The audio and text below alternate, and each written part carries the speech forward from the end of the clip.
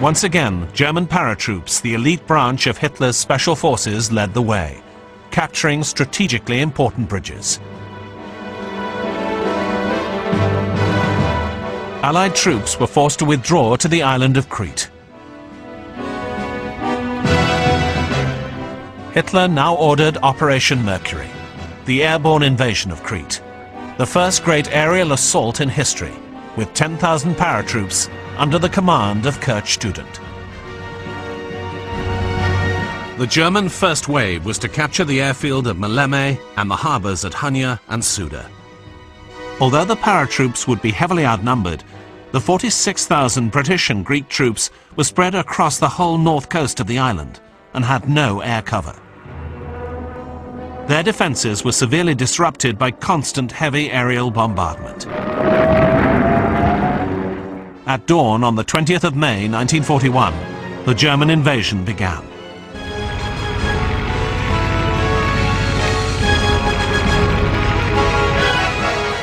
One paratrooper wrote of his feelings as 0 hour arrived. I reached the door. The slipstream made me gasp. I jumped, tumbling 2 or 3 times as I plummeted earthward until my parachute opened with a sharp jolt. Thank God was all I could say. So far, so good. But the worst was yet to come. Far below, British and Greek soldiers were firing as the airborne soldiers descended. Hundreds of paratroops were killed before they reached the ground. But enough did land to begin the desperate battle for the island. By the end of the first day, the German paratroops had failed to capture any of the Allied airfields, although some defences close to Maleme were seized.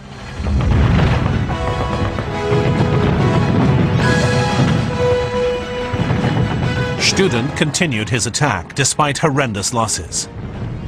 During the next afternoon, Maleme Airport was secured. The battered paratroops watched as reinforcements were sent in.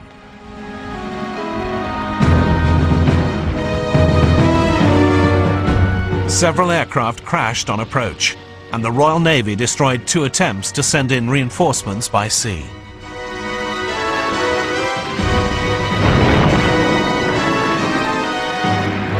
But German domination of the air enabled the paratroops to extend their control over the island.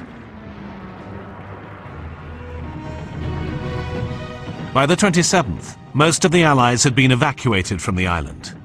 The rest surrendered. But the price of victory was high. Student called Crete the grave of the German paratroops. At least 1 in 4 of the men dropped on the island had been killed, with many more injured, an admitted total of some 5,670 casualties. Hitler was appalled by the losses and never again ordered a large aerial assault.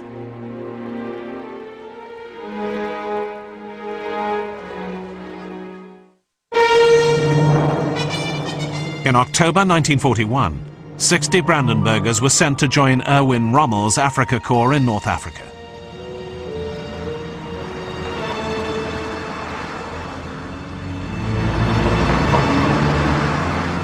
Recruited from ex-foreign legionnaires and fluent Arab speakers, the Brandenburgers had 2 initial tasks.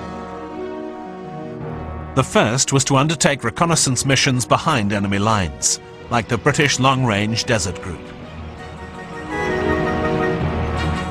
And the second was to make long-range penetrations into Egypt to drop spies. Several of these were made successfully, but in every case, the spies either disappeared without ever making contact with their controllers, or were picked up by British counterintelligence and turned to send back false information. In June 1942, the Africa Company undertook a much more ambitious mission. German intelligence had become convinced that Allied supplies for Egypt were being sent overland through the French colonies of Cameroon and Chad.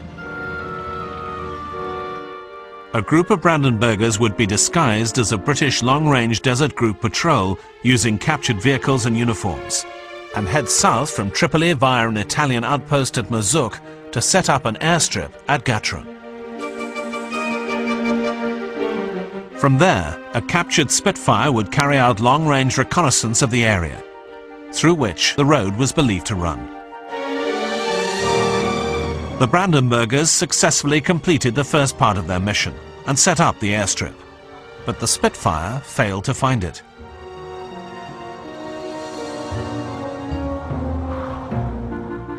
They then split up and searched south into Chad, towards the Tibesti Mountains. They found strong French forces, but no evidence of a road, and reported this back to Rommel by radio. But by then, Rommel's attempts to break through at El Alamein had been defeated. In October 1942, the British counterattack began to push the Axis armies back across North Africa. Throughout this long retreat and the final campaign in Tunisia, the Brandenburgers undertook raiding and reconnaissance missions against the Allied forces. But their efforts could not stave off the final Axis surrender in North Africa in May 1943.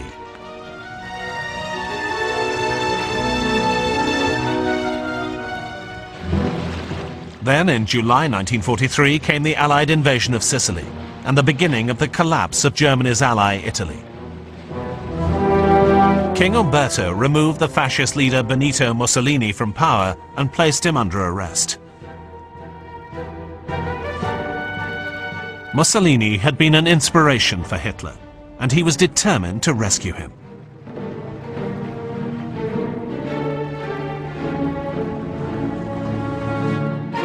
The mission was handed to SS Major Otto Skorzeny, head of a new special forces unit set up by the Wehrmacht High Command with General Student in overall operational control. Skorzeny's men were to work alongside Student's elite paratroops. They moved into Italy and established a base at an airport near Rome. Their first task was to find where Mussolini was being held. Initial intelligence suggested that he was in Sardinia. A covert visit by Skorzeny himself, disguised as a sailor, discovered he was being held at the port of La Maddalena. But plans for a raid by sea were thwarted when Mussolini was moved again. Time was running out, as the Allies invaded mainland Italy on the 3rd of September. A few days later, the Italian government surrendered, and German forces moved in to continue fighting.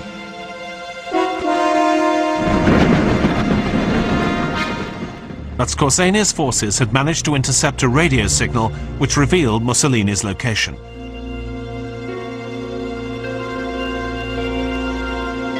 A hotel in the Gran Sasso skiing resort to the northeast of Rome. The hotel was on a mountaintop and only accessible by cable car.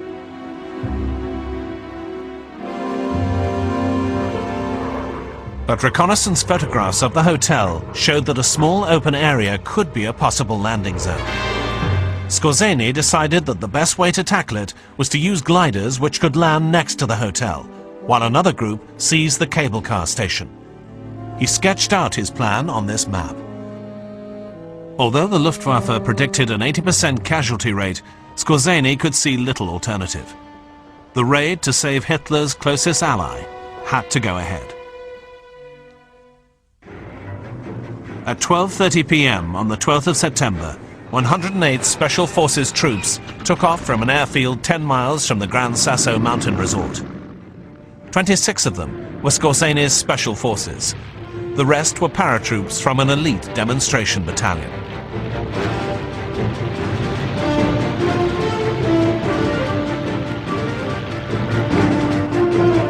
Another force of 300 paratroops set off by road to seize the cable car station at the base of the mountain, quickly eliminating Italian roadblocks on the way.